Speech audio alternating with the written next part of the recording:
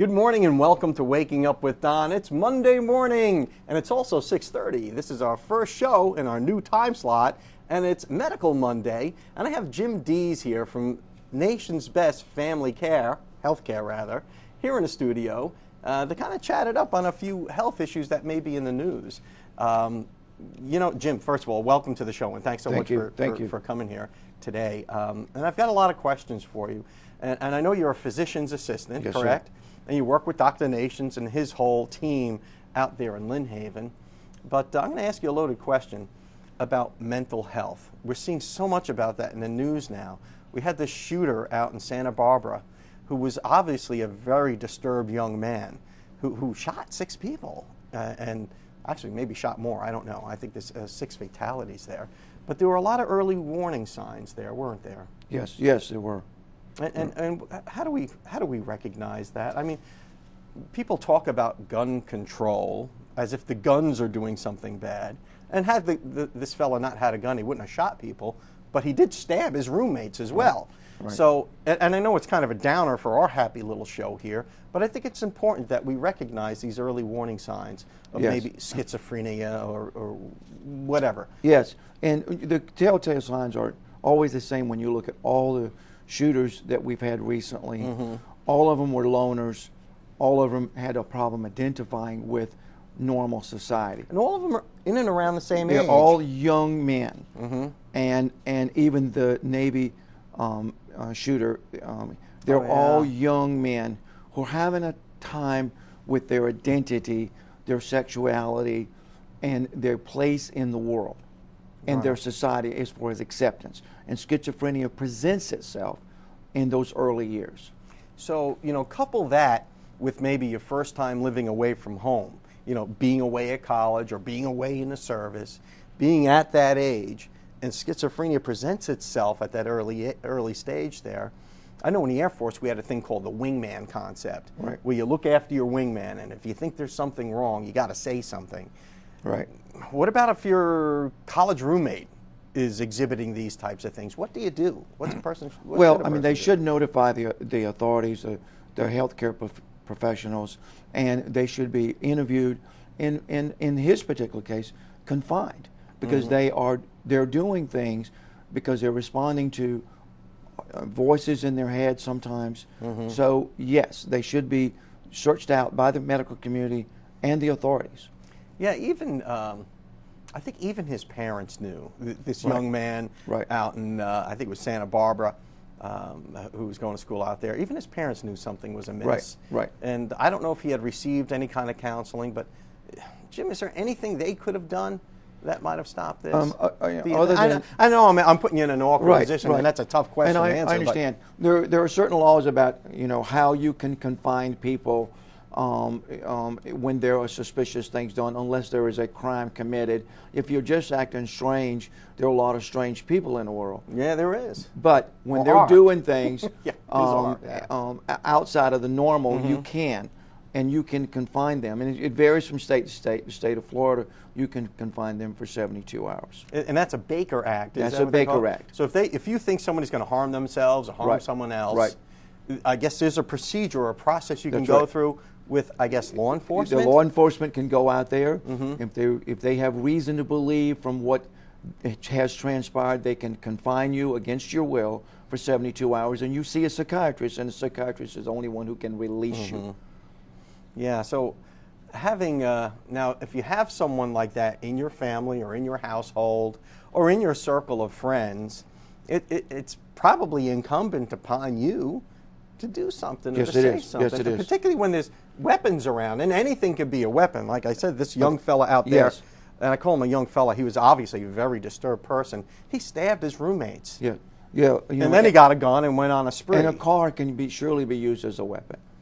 Yeah, anything could be used as a weapon. Yes. I could smother you with that pillow. And again, when they have true schizophrenia, they're hearing voices. They're hearing voices tell them things. And it's very real to them, isn't it? And it's very real. And those are the things that are most frightening to them because they don't know which voice to listen to. It's so sad. The whole thing is just so tragic on so many levels. Yes. And Jim Dees, I'm sorry to bring you down on this Monday morning, but we have to run off to the weather. And maybe we can talk about some happier stuff in the next segment. The weather has been beautiful. Yeah, it has been. I'm talking with Physician's Assistant Jim Dees, and we'll be right back after your local weather, brought to you by the West Pittman Law Firm, westpittmanlawfirm.com. Welcome back to the show. I'm here with Jim Dees, Physician's Assistant from Nation's Family Healthcare. Did I say that right? Yes, Nation's sir. Best Family Healthcare. I always mess up. There's too many words there. Dr. Nation's practice up there in Lynn Haven. Jim, we were talking about the early warning signs of mental illness and how it presents itself in young men. And that's why you see a lot of these shooters, a lot of this crazy stuff in the news. It's usually young guys with mental disorders. Yes. So what do? We keep an eye out for them, Yes. right? Yes. We report them to the authorities, maybe school authorities or military authorities or whatever Yes. their professional Yes. affiliation is. Yes, and you can do that. You know, a family member can do it. Yeah. And they call it a safety check.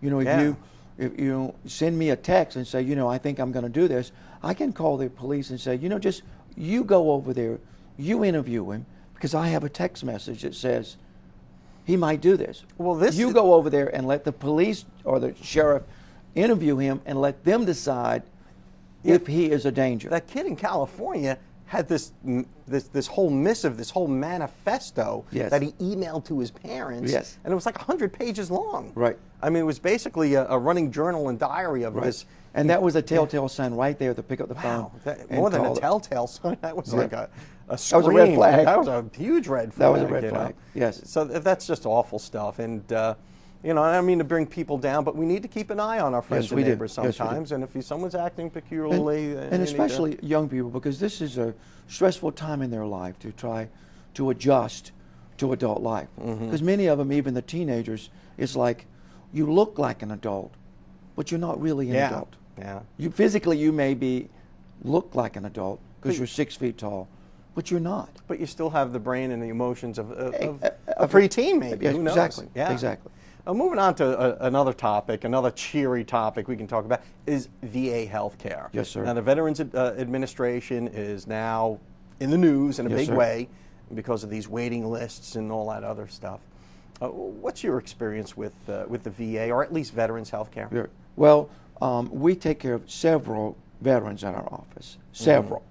And most of them have a pretty good response, except the wait time. There's no response sort of attitude with the VA. We take care of them if they're sick. They get their routine health care, and I think that's sort of the misconception with everyone. The VA, I think, was set up to take care of their service-connected disabilities, Right. you know, your wounds. But those people can have a significant other problems that may or may not be related to that. And that is where I think the system is breaking down. Because the nearest VA hospital to Panama City is in Biloxi. Yeah. So if you have anything more than a cold, you're talking about several hours travel just to the hospital. I think the clinic is in Pensacola, isn't it? There's a clinic on the beach. They have a bigger clinic in Pensacola. Right. But they're limited in what they can and cannot do. And then the other one is in Lake City. So if you need anything major, you're going to travel. And you think that you're a sick patient, and now you're going to travel 4 to 5 hours just to get seen. So the purpose of the VA, as you earlier stated, was to take care of these Service-connected disabilities. But now it's kind of grown into like the single-payer health system, hasn't it? It has, and they have had some issues in-house that we are aware of. Getting medical records from them is a chore. Most of the VA people, when we can actually, as a healthcare facility, get them on the phone, I've been fairly responsive. But health records, coordinating care as far as lab work, medications, is very difficult. Well, you're dealing with a massive bureaucracy. Yes, And yes. I say that with all due respect. Yeah. I mean, there's some hard-working people in the Yes, VA. they are. And I've been through there. When I separated from or I retired from the Air Force, I had to get my whole checkup and all that Right. stuff and went there. And they were all good. I Yes. mean, it was fine. There's some dedicated doctors and professionals working there. But when you've got that big single-payer system, Yes. and it's got this huge bureaucracy over Yes. it, it's kind of a Yes. big deal. It's kind of daunting Yeah, to deal with. several of the guys who particularly have had claims have had a difficult because it stacks up, and the nearest claims office is in St. Petersburg. Yeah.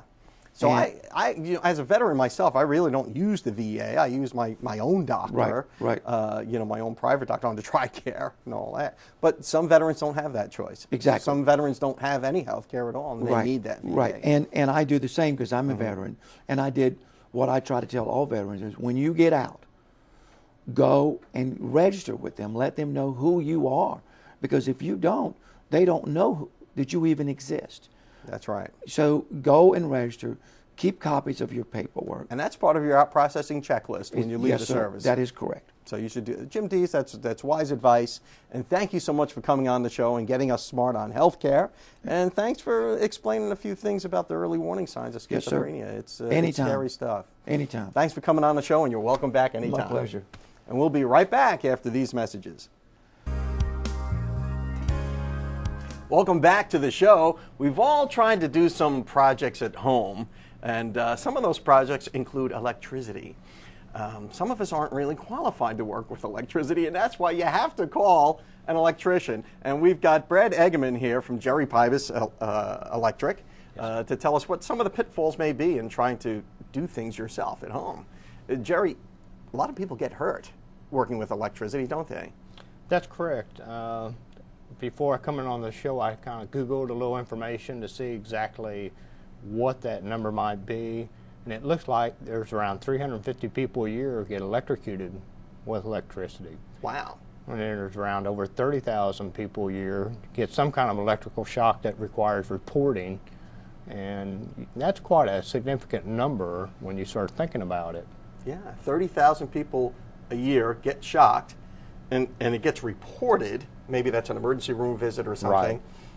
Right. But how many of us have been shocked and never reported it? So you could probably double or triple that 30,000 number. They actually figure 10 times that. Wow.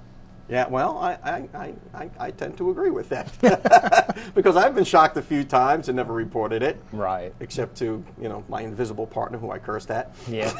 When it happened. Understand. What are some of the common mistakes that homeowners do when they try to do work on their own around the house? Well, I would think part of it is they forget to turn the breaker off if they're going to work on a receptacle. They'll forget to switch. An example, they may think they turn the switch off, the light is off, but that may not necessarily be the case if someone took the power from the breaker panel to that light switch outlet or the light itself. And so when they're working on it, it's still hot, even though they think it's off because of the switch. Yeah, I had something similar happen, where I thought that the switch was off. I was installing a ceiling fan on the back porch, and there were two lights there. I didn't know each one had an independent switch. It's a new house. Right. I said, that light's off. This must be, must be dead. It's not live. Much to my chagrin, it was live. Right. So, And people that wire for a living, they have an understanding how it's potentially wired, so you can kind of watch for those pitfalls. Someone else, when you see the sheetrock, you don't see the wire, you don't know how it's run, you don't know what you may stumble upon when you get into that. And so I think that's why people can get shocked and hurt. yeah. And you got to know your limits as a homeowner, too. There are some things you just need to call an electrician for, aren't there? Right. And to me, you're going to have that potential of getting hurt because you don't know what you got. They don't understand some things have a capacitor and it can hold that charge, so even though you got power off, it can still shock you that way. Yikes. We've got to run off to a break, but on the other side of that, let's explore some of the tools that you use, and some of the lessons that we as homeowners or just people who like to fix things ourselves can do to keep ourselves safe. Okay. We'll be right back with Brad Eggerman after these messages.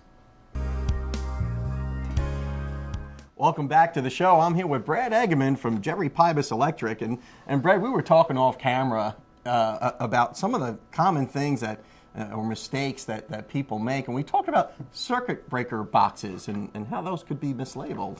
Okay. An example was I went to a house a few months back.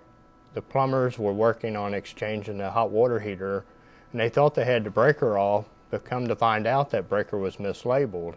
And so when they were messing with the wire, it had shorted out, and they had enough sense to call, have someone come and check it out. After doing a little investigating, he found some of the breakers mislabeled, so I was able to relabel them and get them corrected so we'd have the right circuits to what device they had. So don't trust what you read. Just because the breaker, you think the breaker is off, you should try and test that at least and make sure it's cold. Right, It's not a hot line. Now, I see you've got some tools here. Right. That, I don't know, this looks a little sophisticated for me, but as a homeowner, I know I got a little pigtail at home. Right. That, if the light lights, it's hot, and I know that much.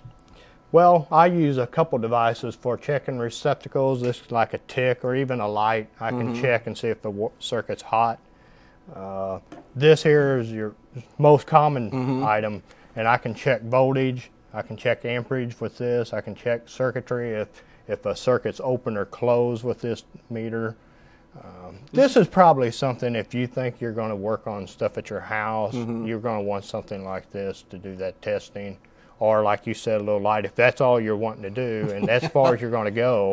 I guess if you spend a little time with this thing, you'd learn how to use it. But Right. But for me, at least at my Bush League level, I just want to know if it's hot or cold if I'm going to replace something. Even something like a lot of homeowners do, you'll change a light fixture or put in a ceiling fan or something like that. I mean, you should just double check to make sure that that's cold. Yes, sir. Now, you've got some other stuff here, and I find this all intriguing stuff. You're talking about this one thing. You want to make sure that breaker is off, and this locks that breaker in the off position somehow? Right.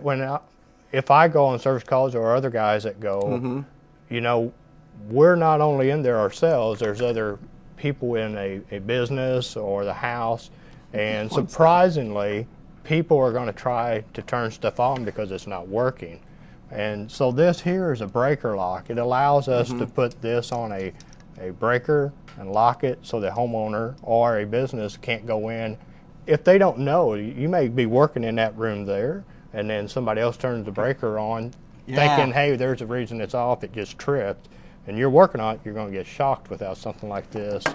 And we have this here for a disconnect as well. You got a lot of really cool little tools in here. That maybe is a little beyond the scope of the average homeowner, Right. But like me, you got to know your limits as a homeowner, Right. and know when to call an electrician because you can get really hurt. Right. Well, I got to thank you for your time and coming on the show today. We're totally out of time, but thanks so much, Brad, for getting us smart on staying safe with electricity around the house. Thank you.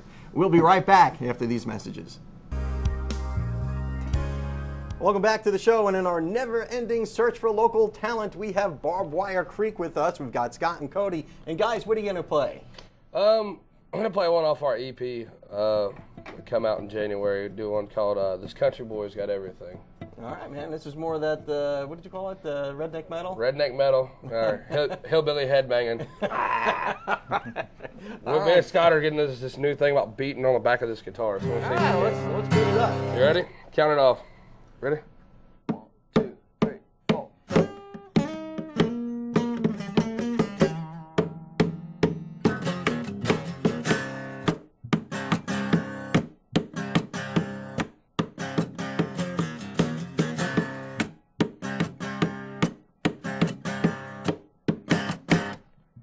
I got some gas in the tank and I'm blaring that old Hank, and I got my 4-wheel drive and I got my boat behind. Got my zip pole, gonna hit that hole, gonna wet me in the line and lay my trouble with a tie. Got the cool loaded down, heading way out of town. I'm gonna get off on the creek, have fun fighting me.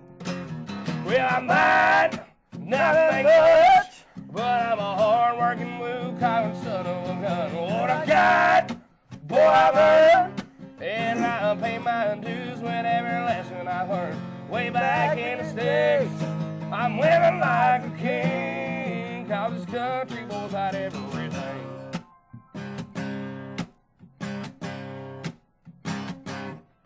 I got a country girl, she got long dark curls, and got both seats sitting right in front of me. Girl, sit down or it won't wane out. 9.9 horses, this is screaming now. Well, I might not make much, but I'm a hard-working